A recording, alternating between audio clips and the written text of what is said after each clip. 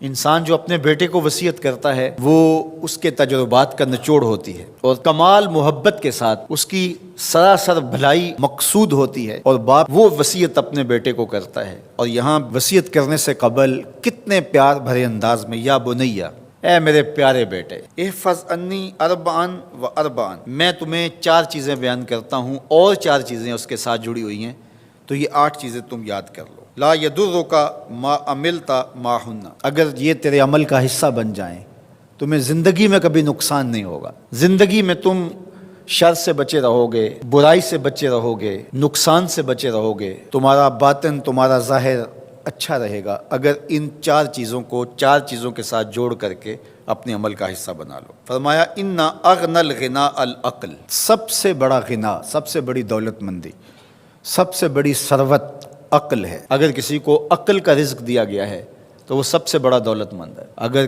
اس کے پاس مال و متاع بہت سارے ہیں لیکن بے وقوف ہے تو وہ دولت مندی نہیں ہے۔ وَأَكْبَرُ الْفَقْرِ الْحُمْقُ، اور سب سے بڑا فقر اور سب سے بڑی محتاجی جہالت ہے۔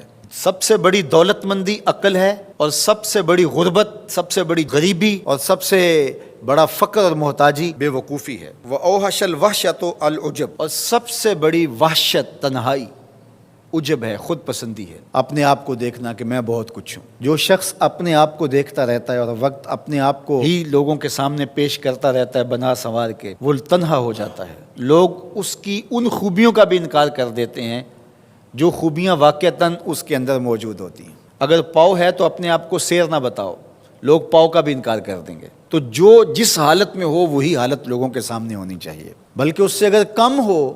شیخ سعدی نے ایک بڑی خوبصورت بات لکھی کہ تم برے ہو لوگ تجھے نیک سمجھیں یہ بری بات ہے، لیکن تم نیک ہو اور لوگ تجھے برا سمجھیں تو کوئی فرق نہیں پڑتا، تم اللہ کی نظر میں نیک ہو۔ اس لیے تم اگر سیر ہو اور لوگ تمہیں پاؤ سمجھے تو کوئی فرق نہیں پڑتا، لیکن اگر تم اپنے آپ کو پیش کر رہے ہو تو لوگ تمہاری اس حیثیت کا بھی انکار کر دیں گے جو تمہیں حاصل ہے۔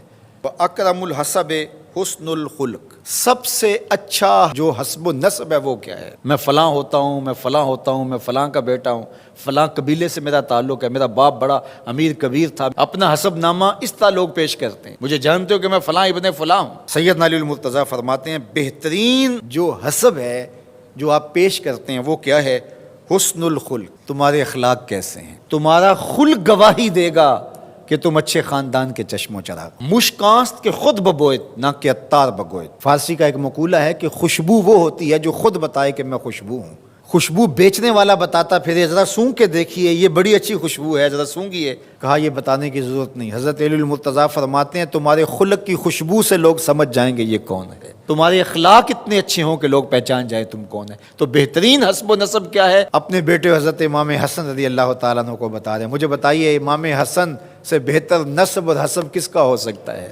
رسول اللہ کی بیٹی کے بیٹے، امام الاولیاء کے فرزند ہیں، رسول اللہ کے نواسے ہیں، بنو ہاشم کے چشم و چراغ ہیں۔ تو انہیں یہ نہیں کہا کہ تم یہ بتاتے پھرنا، بلکہ کہا کہ تمہارا خلق گواہی دے کہ میں محمد کا نواسا ہوں، تمہارے اخلاق گواہی دیں کہ میں نے فاطمہ کا دودھ پیا ہے، تمہارا کردار گواہی دے، تمہاری شجاعت گواہی دے کہ تم علی کے فرزند ارجمند ہو۔ اللہ اکبر۔ پھر حضرت علی المرتضیٰ رضی اللہ تعالیٰ عنہ ان چیزوں کو بیان کرنے کے بعد فرماتے ہیں یا بنیا، اے میرے بیٹے، ایاک والمصادقہ الاحمق، بے وقوف شخص کی دوستی سے ہمیشہ بچنا۔ فإنہ یرید ان ینفعک فیضرک، وہ دل سے چاہے کہ تمہیں نفع پہنچائے لیکن اپنی جہالت کی وجہ سے، اپنی بے وقوفی کی وجہ سے تمہیں نفع نہیں پہنچا سکے گا، تمہیں نقصان پہنچا دے گا۔ کہا جاتا ہے کہ بے وقوف دوست سے دانا دشمن اچھا ہے، تو وہ اسی قول کا مفہوم ہے۔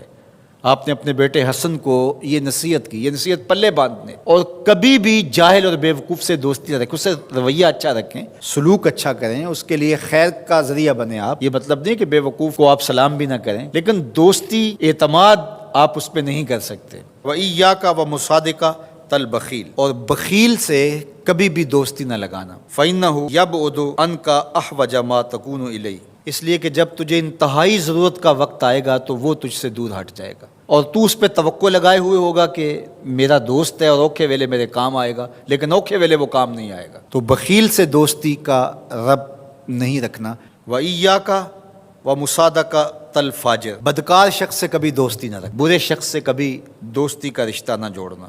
فَإِنَّهُ يَبِيعُكَ بِالطَّافَةِ، جو فاسق و فاجر ہے، برا شخص ہے، بدکار ہے، اس سے دوستی نہ رکھنا، اس لیے کہ وہ بہت تھوڑی قیمت میں تجھے بیچ دے گا۔ اور آخری بات، وَإِيَّاكَ وَمُصَادَقَةَ الْكَذَّابِ، جھوٹے آدمیوں سے کبھی دوست نہیں رکھنا۔ فَإِنَّهُ كَالسَّرَابِ يُقَرِّبُ عَلَيْكَ الْبَعِيدَ وَيُبْعِدُ عَلَيْكَ الْقَرِيبَ، وہ بعید کو تجھے قریب دکھائے گا، قریب کو تجھے بعید دکھائے گا۔ جو چیز قریب ہوتی ہے، جو سراب ہوتا ہے تو دور سے پانی دکھائی دیتا ہے، لیکن جب قریب جا کے دیکھتے ہیں تو سراب ہوتا ہے، پانی نہیں ہوتا۔ تو کہا وہ بھی سراب کی طرح ہوتا ہے، کذاب، جھوٹ بولنے والا، جو تجھے وہ نقشہ کھینچے گا جو ہوگا نہیں، تجھے وہ چیزیں بتائیں گا جو نفس العمل میں نہیں ہوں گی، اور تو ایک مغالطے میں مارا جائے گا۔ یہ ہے حضرت سیدنا علی المرتضیٰ رضی اللہ تعالی عنہ کے وہ اقوال نور